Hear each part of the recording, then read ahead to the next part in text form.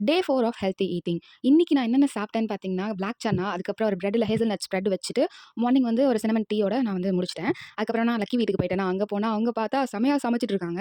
அவங்க வந்து இன்னைக்கு முட்டை குழம்பு வச்சுட்டு, அதுக்கப்புறம் இந்த பணியாரம் வந்து பண்ணிட்டு இருந்தாங்க. வாழைப்பழம், வீட்டு அதெல்லாம் போட்டு. செமையா இருக்கும் இது. நாங்க போறதுக்கு முன்னாடி எல்லா சமையலும் முடிச்சுட்டாங்க. அதுக்கப்புறம் இந்த பணியாரம் பண்ணி, நாங்க சுட டேஸ்ட் பண்ணி பார்த்தோம். செமையா இருந்துச்சு.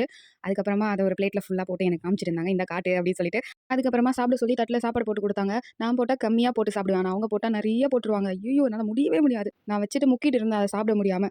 ஐயோ! அதுக்கப்புறம் எப்படியோ அத சாப்பிட்டு முடிச்சுட்டேன். எக் கண்டிப்பா எடுத்துக்கோங்க. புரோட்டீன் நமக்கு தேவை. அதனால எக் கண்டிப்பா குழம்புக்கு எடுத்துக்கோங்க. வந்து பார்த்து ஊற்றுவோம். 2 எக்.